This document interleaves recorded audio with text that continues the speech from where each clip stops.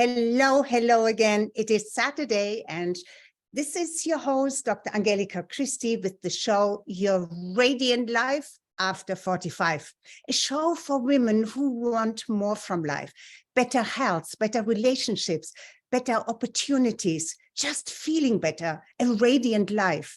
And this is what this show is all about.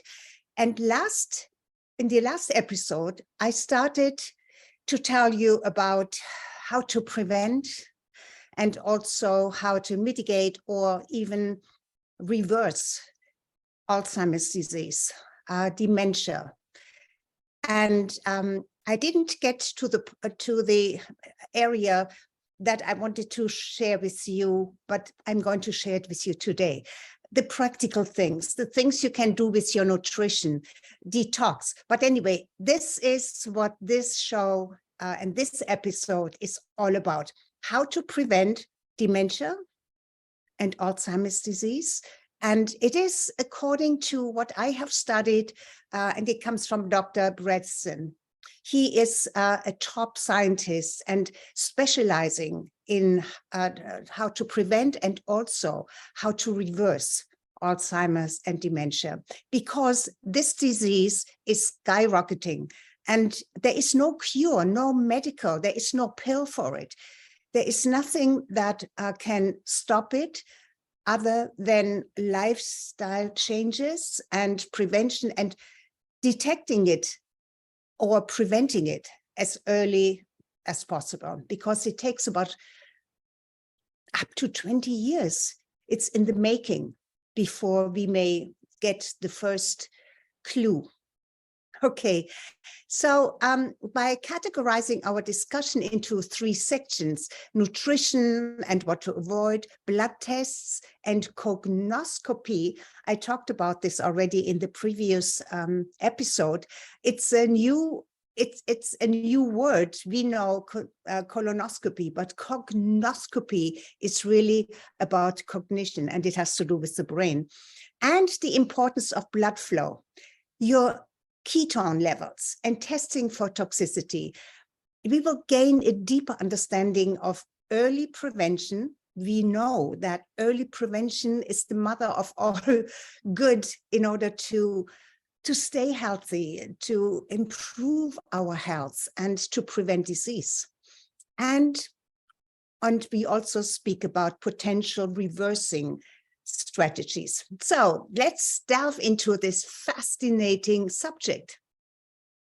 So in this first section, I want to talk about nutrition and what to avoid. Proper nutrition plays a crucial role in maintaining brain health. Well, in maintaining the health of your entire body.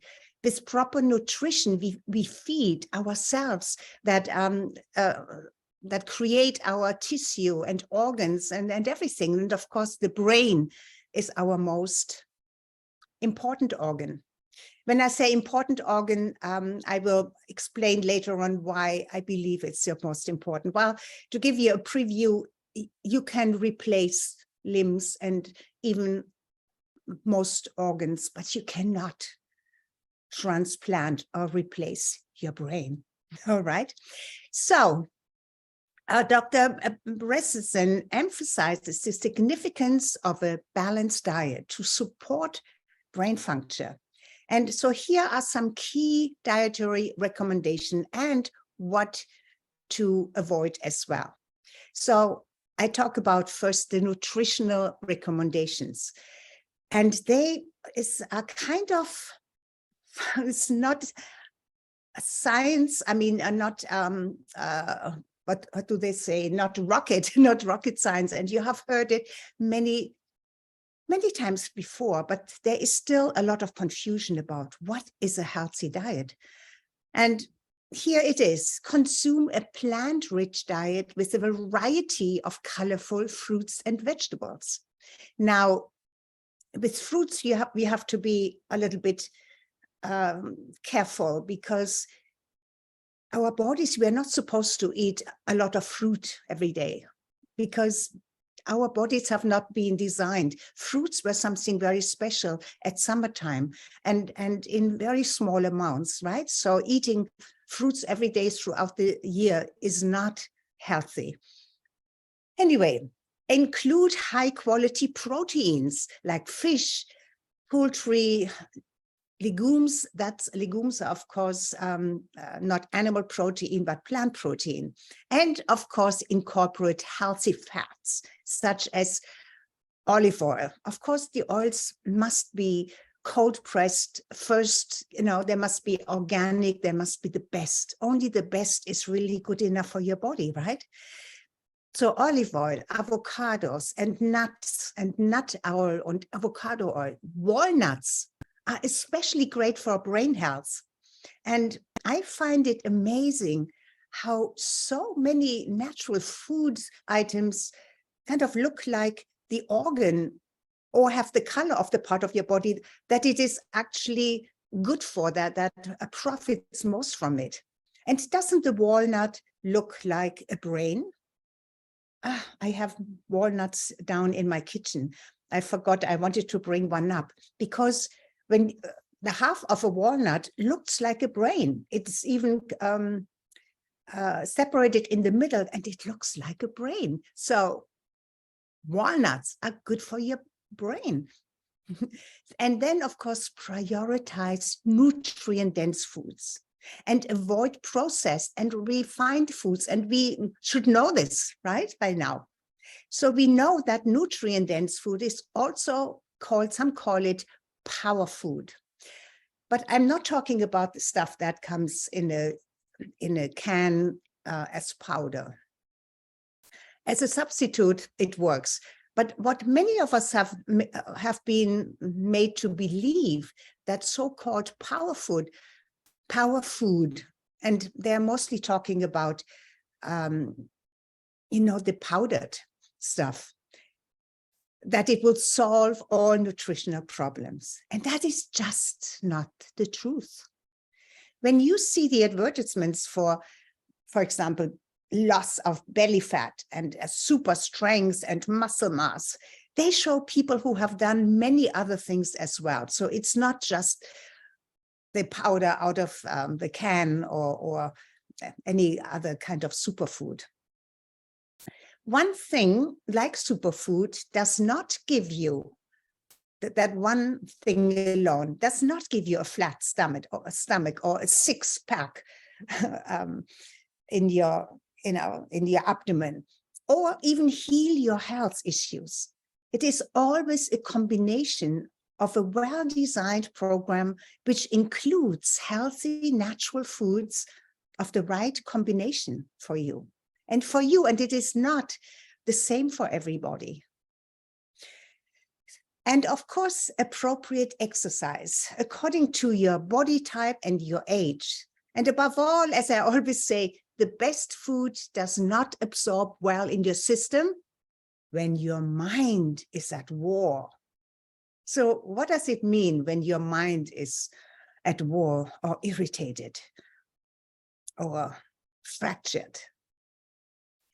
It means when you allow anxiety, anger, fear, regret, or any of the low-level frequency emotions to occupy your mind because they trigger certain feelings.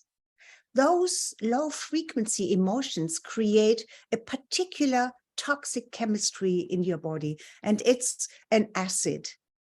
Overall, it's an acid environment, but there are so many other toxins that a mind at war with its natural self creates.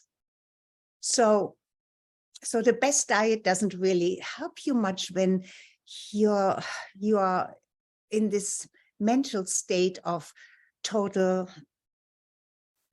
distraction, almost self-destruction, because your mind does not hurt anybody else but only yourself. So we must take care of our mind, right? Which triggers negative emotions. I recommend practicing mindfulness. It is really about the awareness that you have power over your thoughts. You are not helplessly a marionette that gets hijacked by every unwanted, like a memory from the past or any fearful thought of the future. Both do not exist in the now and therefore are fertile, right? Futile. Because the past is gone and done with. Like water under the bridge. It doesn't really, it's not there anymore. It's gone. And also the future, because the future does not exist yet. So it's rather senseless to be hijacked by either direction of the past or the future and be in a negative state. To bring yourself into a positive state of mind is something that I think have talked before, but I will keep on talking about it, not this moment, not today, because I want to finish this second part of how to prevent and also maybe reverse Alzheimer's disease and dementia. And there are foods that have also been shown to negatively affect not only your body, but your brain in particular. Avoid or radically reduce, or better, eliminate, almost eliminate, sugar and refined, simple carbohydrates from your diet. So that's all of the flour, the white flour stuff, everything that's white.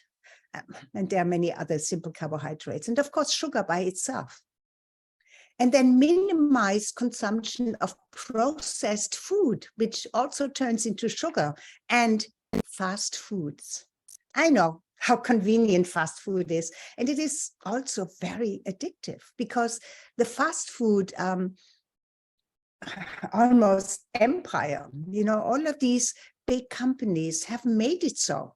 There are ingredients that categorically are hugely addictive. Some even worse than cocaine. So stay away from, you know all of them. Kentucky Fried Chicken, Burger King. I don't want to, but you know all of the mass fast food production companies, right? They know how to make you addicted to their stuff. Yes, it's stuff because it can barely be called food or healthy food. And then also limit your intake of inflammatory fats that are found in fried and processed foods. You know, fats, we were believed that vegetable oils are good, are healthy, and they are highly, they irritate our system. They are not healthy because they are processed oils, they are processed foods. And that makes them a bad food. It's of course commercially fried food that when I talk about fried food, you can actually fry your own food and it's not so bad. You can also use an air fryer, right? And that may be all right. It's still not the best, but it's okay. But what you find in fast food, all this fried stuff is to be avoided because they use not only lard and vegetable oils, but they use it over and over. And when it's highly heated, then it develops more and more toxins because they don't just use it once and throw it away. You can imagine why, right? That's not profitable. So I often hear about artificial sweeteners and additives and preservatives. They're all bad. Let me just mention about artificial sweetness. Well, if you believe that your body is stupid, go right ahead and use aspartame. I don't even know how to pronounce those sweeteners that are substitutes, but they are chemical. There are some natural sweeteners that are very low calorie, like monk fruit, and there are some others. But you know, these 0 calories commercially pushed artificial sweeteners, stay away from them. They are horrible. but because your body is incredibly intelligent and can't be tricked. On the surface, it looks like you get the sweet taste and no calories. But in reality, your body reacts, your pancreas reacts as well as your liver and also your brain. Excuse I have a little bit of a cold, a gift from my granddaughter who visited me a week ago and had a sleepover with her nana, that's me. And she's was 8 years old now, she's 9. She just had a birthday. And she brought her cold to me with lots of kisses. I got it. So back to our theme here. That's why I sometimes have a little bit of a stop and my voice is not 100% and I may need a little more fluids than usual. So how your body reacts to artificial sweetness is not the theme of our session today, but you can research it in qualified scientific, medical, and nutritional reviews. Sometimes the review online is not only outdated, but plain wrong. So you have to be careful because there have been, so many of them have been proven wrong. Just like the outdated dairy food pyramid. Do you remember those? Even just 10 years ago. It's not only outdated, but mortally wrong. It carries a big responsibility for so much suffering and ill health in the United States. And of course, the high rise of obesity. You know what I'm talking about, right? The sugar and grain are heavy. The sugar-rich foods, simple carbohydrates and grains are heavy at the top of the pyramid. No, I don't know if the pyramid, anyway, they are the majority, the big part of the pyramid. That means eat that the most. And the smallest kind of the pyramid, which means eat that only very little or now and then, is fat and meat. And do you remember when low fat in food was the big thing? Everything was low fat. Everything was low or no fat. But that fat was replaced with a higher sugar content. And why? Because something had to replace it to satisfy at least your palate, even though you felt hungry in such a short time afterwards, so much faster than if you had a good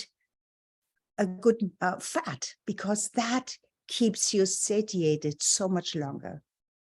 So that no fat or low fat period, and it's still to a degree going on.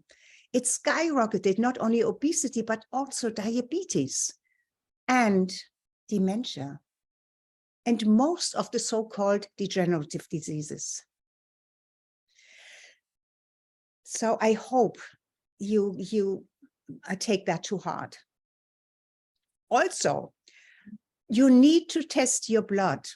And Dr. Bretson also says you must have a cognoscopy test, a test that measures your cognitive level.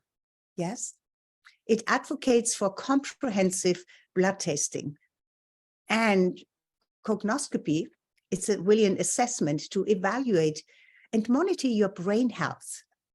And it highlights the importance of these diagnostic tools in Alzheimer's and prevention, and the prevention of Alzheimer's, and the prevention and even reversal of dementia.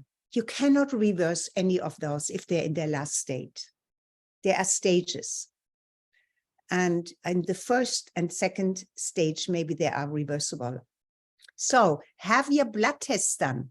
For us women, in pre or post-menopause, menopause or post-menopause, because my show is women 45 and over, we must have evaluated our hormone levels, including our thyroid, our estrogen, our progesterone, and testosterone levels.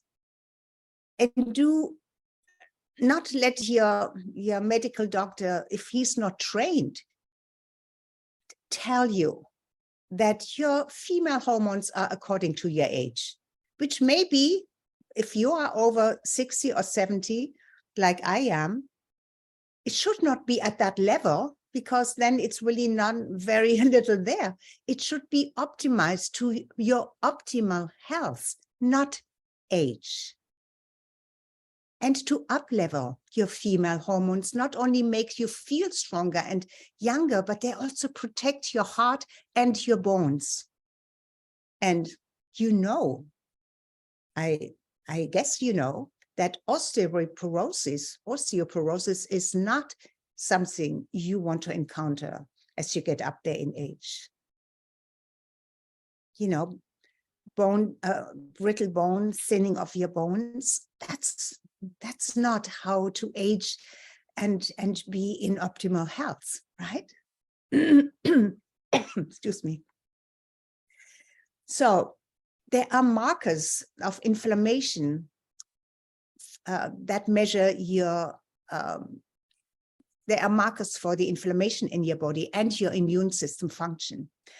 And you should have them tested. Markers for your inflammation are extremely important. Inflammation hurts your entire body, but it hurts your brain very much. And we don't often think about that. I know when we think about inflammation, we think about our aching joints, right? But we don't feel it in our brain, but it was really, really very, very actively hurting the brain. Check if any of the nightshade vegetables give you a bit or stronger pain in your joints, because if it does, it may hurt your brain too. That's a sign that they trigger inflammation. For me, it's tomatoes or tomatoes, however you want to pronounce it, and tomato products like tomato paste, tomato sauce, you know, pastel sauce, all of that. And I also cannot drink milk. It creates havoc in my system. Interestingly, I have no issues with heavy cream or full fat ice cream. I love ice cream. I believe the high fat content soothes maybe the irritable dairy in my system. Yeah, so everybody is a little bit different, right? But since our food is so void of minerals and even vitamins due to poor soil quality today, it is important that you measure also your vitamin and mineral levels, including vitamin Bs, the whole gamut of it. There are a series of vitamin Bs, B12 and all the others, B3, B6, there are lots of vitamin Bs. Vitamin D and omega-3 fatty acids. They are all very important for your overall health, but also especially for your brain health. And identify insulin resistance, which is glucose metabolism that is out of whack, and your cholesterol levels. Insulin resistance is really important to understand. Ask a functional medicine physician or a qualified naturopathic doctor about how to have it measured. You must have heard,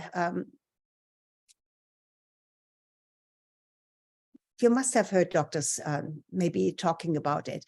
Maybe you have, maybe you haven't, but have you heard that some doctors, especially who are investigating dementia and Alzheimer's disease, that they also call it 3 diabetes, number 3 diabetes? Yeah, yes. So you know that sugar is a real culprit. So I already mentioned this new diagnostic system that sounds like a colonoscopy, but it is a cognoscopy. It stems from how well your cognitive brain function works. So I still have to do it, but I think it takes only 30 minutes. And I think it's really important, maybe even to do it every 6 months. I believe it's a test that you can even do online, so you don't need to have a visit with the doctor. And then but of course you need a specialist that can conduct a comprehensive cognitive assessment to identify early signs of cognitive decline. And as I mentioned before, it starts earlier than you may think. New studies found that dementia and Alzheimer's disease can start as early as 20 years before they are diagnosed, or you really notice this must be more than just a simple forgetting things or forgetting names, having a mental fog. Of course, that happens too, and it may not have anything to do with dementia or Alzheimer's approaching or in the making, but you better have this checked, right? That's why it is so important to evaluate memory, attention, executive functions. How well do you solve problems, tasks that were quick and easy for you maybe years and years or decades ago, and now they become more and more difficult, or any other cognitive domain. So it is very helpful to start journaling.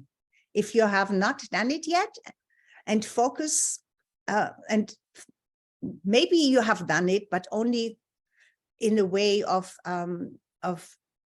sharing your thoughts about your feelings and what's happening in your business or in your relationship. But I want you to add, if you already do it, or if you haven't done it, then start one that actually monitors your cognitive function. Yeah, I think that would be very, very helpful. How your memory or your cognitive function shift or may even change.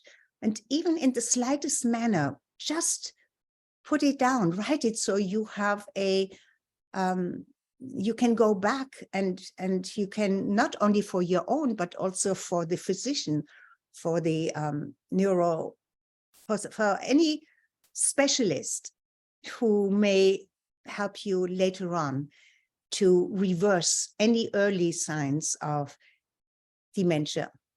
Okay. The changes that you track will really help them, especially once you may be diagnosed with first stage dementia. You must track changes in disease progression so that the treatment that is still available for these early stages becomes more effective. You get this, you understand it. I hope you do. Excuse me again. Boy, it's already so late. I'm almost done with here. So let me just tell you, and I have to do another episode because I want to tell you about cleanse, about toxicity, and about blood flow and oxygen levels. They are so important. I know how important they are because I had, due to not enough blood flow and not enough oxygen, a TIA, which is a transient ischemic attack in my brain, which is also called a mini stroke. And there's always something that suffers, as a few million or more brain cells die due to either toxicity or lack of blood flow. Therefore, it is so important to optimize your blood flow. Okay? How? Regular exercise and so many more. I will continue and just wrap that up in our next session. But right now, thank you for being with me. Thank you for your precious time that you spent with me here. And I hope you can take some great aha moments from this, or just be stimulated to investigate a little bit more. Yes? Okay, so until I see you next week, bye-bye for now. Make it a beautiful week.